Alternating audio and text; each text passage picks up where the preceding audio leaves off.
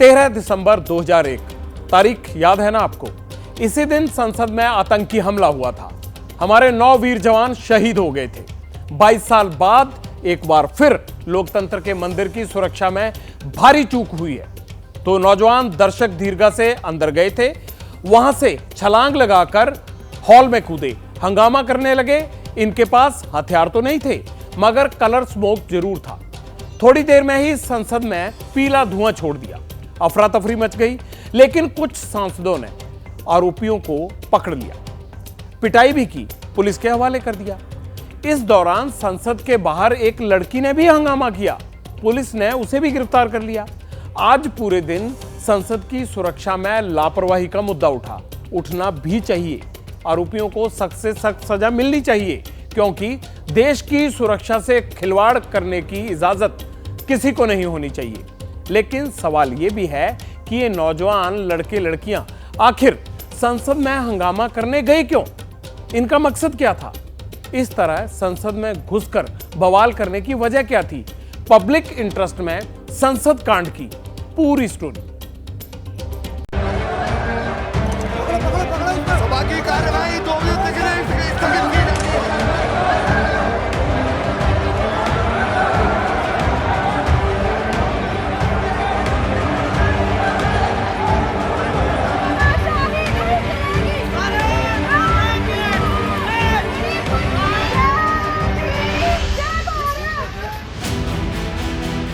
देश की संसद कितनी महफूज है?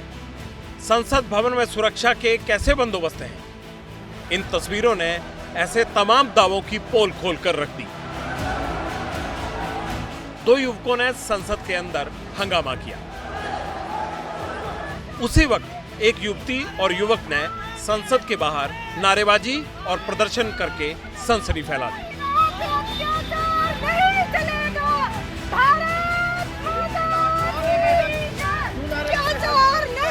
इस लड़की का नाम है नीलम। इसने भले ही इंकलाबी नारे बुलंद किए हों, लेकिन नीलम ने जो दुस्साहस किया है उसे कतई नजरअंदाज नहीं किया जा सकता। लेकिन नीलम ने संसद की सुरक्षा को खतरे में डालने का जोखिम आखिर उठाया क्यों? हरियाणा की रहने वाली नीलम ने मास्टर्स की डिग्री हासिल की है, कई कॉम्पिटिटिव एग्जाम भी दिए हैं, तो फिर उसने ये कदम क्यों उठाया? हम अपनी हकों की जो बात करते हैं, लाठीचार्ज करके हमको अंदर डाला जाता है, टॉर्चर किया जाता है, तो हमारे पास कोई माध्यम नहीं था, क्योंकि हम बेरोजगार हैं। हमारे माता पिता इतना काम करते हैं, मजदूर, किसान, छोटे व्यापारी, दुकानदार, लेकिन किसी की बात नहीं सुनी जाती। ये हर जगह हमारी आवाज को दबाने की कोशिश करते हैं। जिस वक्त संसद के बाहर ये सब हो रहा था, उसी वक्त संसद के अंदर भी कुछ ऐसा ही चल रहा था। सभा की कार्यवाही 2 बजे तक स्थगित की जाती है। ये दोनों युवक दर्शक दीर्घा से कूदकर सीट पर चढ़ गए। ऐसी अफरा तफरी और हंगामा मचाया कि सांसदों को एक पल के लिए अंदाजा ही नहीं हुआ कि आखिर हो क्या रहा है। सभा की कार्यवाही 2 बजे तक स्थगित की जाती है। लेकिन कुछ सांसदों ने हिम्मत दिखाई, घेरकर युवकों को दबोचा और लोकसभा के अंदर ही उनकी धुनाई कर दी।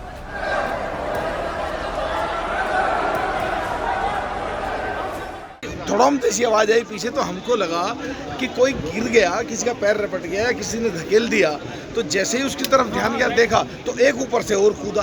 बिल्कुल क्लियर कट दिख गया कि इनकी इंटेंशन खराब है। और वो जिधर को लोग चलते हैं, जो चलने की जगह, उसमें से ना जाके सीटों के ऊपर से जंप जैसे ही 2 जंप लिए, तीसरी की तरफ आ रहा था तो 6-7 हम एमपी भागे। जैसे ही पकड़ा तो उसको पकड़कर फिर पिटाई शुरू करी और उधर से कुछ धुआं निकलना सा शुरू हुआ, शायद जूते में से जो चीज, जैसे कोई धुआं की कोई पिटारी हो, खोल दी हो, ये धुआं का कोई छोटा मोटा बम हो, इस तरह की कोई चीज थी।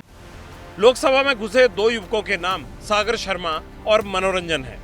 सागर शर्मा यूपी के लखनऊ और दूसरा आरोपी मनोरंजन कर्नाटक के मैसूर का रहने वाला है और पेशे से इंजीनियर है। दोनों ने संसद में घुसने के लिए मैसूर के बीजेपी सांसद प्रताप सिन्हा के जरिए गेस्ट पास हासिल किया था। लेकिन मनोरंजन का परिवार खुद हैरान है कि उनके इंजीनियर बेटे ने ऐसा कदम आखिर क्यों उठाया। ಆ ಪ್ರಾಜೆಕ್ಟಲ್ಲೇ ಅವನು ಎಲ್ಲ ಮಾಡ್ಕೊಂಡಿರುತ್ತಿದ್ದ. ಆಮೇಲೆ ಕೆಲವು ಎಲ್ಲ ಬುಕ್ಸ್ಗಳು ಓದೋನು ಸರ್, ಎಲ್ಲ ಸ್ವಾಮಿ ವಿವೇಕಾನಂದನ ಬುಕ್ಸ್ಗಳು ಓದೋನು. ಸಮಾಜದಲ್ಲಿ ಎಲ್ಲರಿಗೂ ಒಳ್ಳೇದು ಮಾಡಬೇಕು, ಸಮಾಜದಲ್ಲಿ ಎಲ್ಲ ನುರಿತವ್ರಿಗೆ, ಎಲ್ಲ ಬಡವರು ಬಗರಿಗೆ ಎಲ್ಲ ಒಳ್ಳೇದು ಮಾಡಬೇಕು ಅನ್ನೋ ಭಾವನೆ ಇತ್ತು ವಿನ ಅವನಿಗೆ ಕೆಟ್ಟದ್ದು ಮಾಡೋದು ಅನ್ನೋದು ಯಾವುದೂ ನಮಗೆ ತಿಳಿದು ಬಂದಿಲ್ಲ ಸರ್.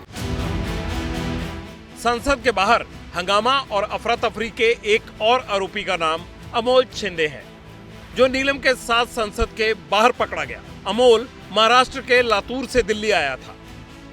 संसद की सुरक्षा में सेंध लगाने वाले ये चारों आरोपी इस वक्त दिल्ली पुलिस की गिरफ्त में हैं। स्थानीय पुलिस से लेकर इंटेलिजेंस ब्यूरो तक ये जानने की कोशिश में जुटा है कि इन चारों ने जो किया, क्या वो कोई साजिश थी या फ्रस्ट्रेशन में सनसनी फैलाना ही इनका मकसद था। लेकिन ज्यादा जरूरी ये जानना भी है कि चारों ने अपने दिमाग से ही संसद के सुरक्षा घेरों को भेदने का प्लान बनाया या किसी और ने भी उनकी मदद की।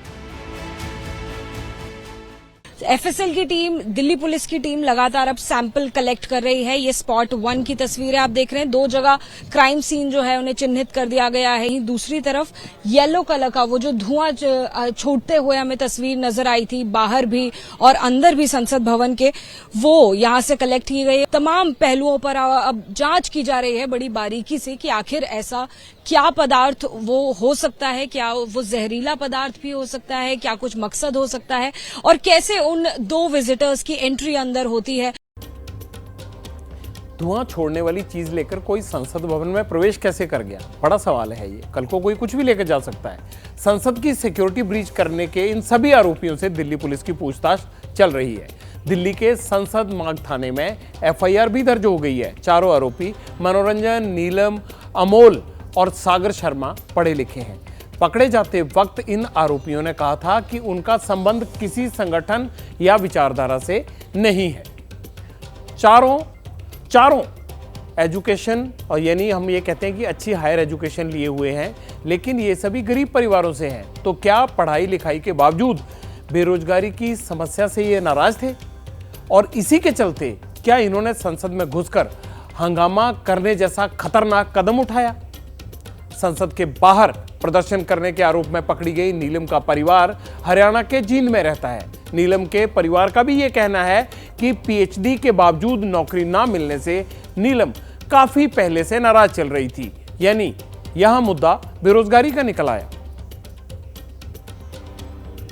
वो स्टडी सर ये पेपर की तैयारी करती है, उसका स्टेट एक्सपायर हो गया था, उसकी तैयारी करके वो दोबारा पेपर देकर दोबारा फिर गई सर।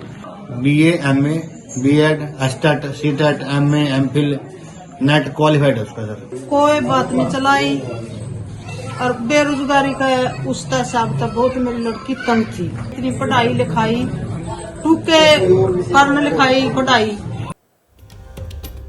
वैसे तो पढ़े लिखे बच्चे इस तरह की हरकतें नहीं करते, पर हम बार बार कह रहे हैं संसद भवन की सुरक्षा में चूक गंभीर मसला है। संसद की सुरक्षा में समझौता किसी सूरत में स्वीकार नहीं किया जा सकता, वो भी तब जब संसद पर आतंकी हमला हो चुका है। लेकिन बड़ा सवाल ये है कि संसद के अंदर हंगामा करके सुरक्षा को चुनौती देने और बाहर प्रदर्शन के नाम पर हंगामा करना क्या वाकई कोई साजिश है या फिर बेरोजगारी और भ्रष्टाचार जैसे मुद्दों की तरफ सिस्टम और सरकार का ध्यान खींचने का सनक भरा तरीका है, या फिर वाकई नीलम जैसे पढ़े लिखे युवाओं में बेरोजगारी को लेकर भारी नाराजगियां हैं। हम ऐसा क्यों कह रहे हैं, ये समझाने के लिए एक तस्वीर दिखाते हैं आपको। यह तस्वीर संसद भवन से कुछ ही दूरी पर मौजूद जंतर मंतर की है। दिल्ली के सर्द मौसम में धरना प्रदर्शन कर रहे तमाम नौजवान बेरोजगार हैं। 4 साल पहले रेलवे में भर्ती हुई थी, इन्होंने परीक्षा भी दी उसकी। 3 चरणों में परीक्षा और भर्ती प्रक्रिया पूरी भी कर ली। जिन्हें नौकरी के लिए चुना गया था उनको ज्वाइनिंग लेटर भी मिल गया, लेकिन किसी को भी अब तक ज्वाइनिंग नहीं मिली, डिपार्टमेंट में ज्वाइन नहीं किया, क्योंकि रेलवे के मुताबिक साउथ जोन में पद ही खाली नहीं है। अरे भाई, जब पद ही खाली नहीं है तो परीक्षा कैसे ले ली। ये तमाम बेरोजगार केंद्र सरकार के रोजगार मेले में भी गए, लेकिन नौकरी फिर भी नहीं मिली। इन बेरोजगारों में ऐसे भी हैं बहुत सारे जो पहले से सरकारी या प्राइवेट नौकरी कर रहे थे, और उस नौकरी को छोड़कर रेलवे की नौकरी पाने के लिए तैयारी कर ली थी इन्होंने। सिलेक्शन हो गया समझ लिया था, लेकिन अब सड़कों पर प्रदर्शन करने के लिए मजबूर हैं। ऑलरेडी वो सरकारी जॉब में पोस्टेड थे, वहाँ का बॉन्ड भर के वहाँ पे पैसे भर करके मैडम इसके लिए आए, तो उधर से भी छूट गया मैडम, ये भी नहीं मिल रहा। कुछ ऐसे बच्चे हैं जो अपकमिंग वैकेंसी में फॉर्म फिल किए हुए थे। परिवार की हालत एकदम बहुत लो क्लास है। यहाँ में सब कैंडिडेट है, सब दोस्त हैं मेरे, उन सब में सबसे लोअर पुअर फैमिली से बिलोंग करता हूँ मैं। समाज में ऐसे शक भरी नज़रों से देखा जाता है हम लोग को ये लोग तो झूठ का बहाना कर दिया, गांव में ढिंढोरा पीट दिया, या बहुत लोग ऐसे भी तो कहते हैं कि ये लोग शायद घूस नहीं दिए इसलिए नहीं हुआ। दबाव तो होता ही है, पेरेंट्स तो बोलते ही हैं आपको और कुछ देख लो या और कहीं कर लो, बट पर 1 साल देने के, इसके 4 साल देने के बाद भी हमें नौकरी नहीं मिल रही, तो हम कहाँ जाएं? देश में बेरोजगारी और बढ़ती महंगाई बड़ा मसला है। नौजवानों को नौकरी ढूंढने नहीं मिल रही। बेरोजगारी का ग्राफ क्यों बढ़ता जा रहा है और ये चिंता क्यों बढ़ा रहा है? इसलिए क्योंकि दिसंबर 2023 में बेरोजगारी दर 8.8% थी। 15 से 34 साल के लोगों की सबसे बड़ी चिंता क्या है? नौकरी पाना। 36% लोगों की राय में बेरोजगारी सबसे बड़ी समस्या है। 16% लोग गरीबी और 13% कहते हैं महंगाई सबसे बड़ी समस्या है। 6% लोगों की राय में भ्रष्टाचार सबसे बड़ी समस्या है। 4% लोगों की राय में शिक्षा में बाधा, आबादी सबसे बड़ी समस्या है। ये दोनों पीएम कौशल विकास योजना में 1.37 करोड़ युवाओं को प्रशिक्षण और प्रशिक्षण के बाद सिर्फ 24,37,664 युवाओं को ही नौकरी मिल पाई। अब बताइए कि कितनों की ट्रेनिंग हुई और कितनों को नौकरी मिली। जंतर मंतर पर प्रोटेस्ट करने वाले लोगों की तस्वीर हमने आपको दिखाई।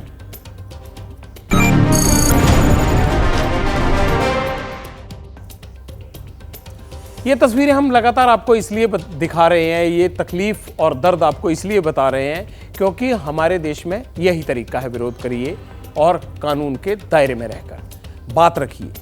अहिंसक प्रदर्शन कोई नहीं रोकता आपको, लेकिन सोचना यह भी है कि जब पढ़ा लिखा आदमी या कोई क्वालिफाइड इंजीनियर लोकतंत्र के मंदिर में जाकर इस तरह का हंगामा मचाता है तो सुरक्षा में लापरवाही के साथ साथ बात उसकी मनोदशा पर भी होनी चाहिए।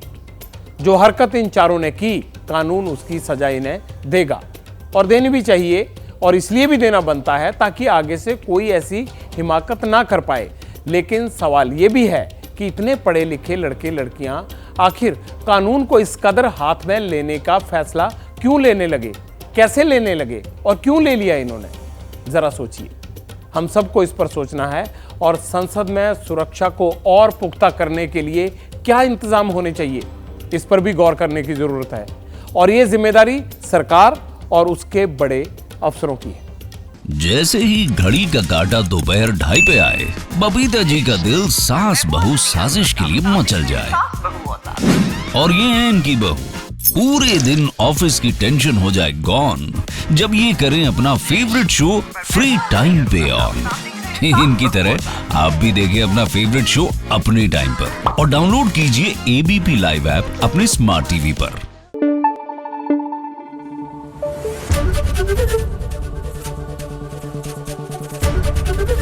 एबीपी न्यूज आपको रखे आगे।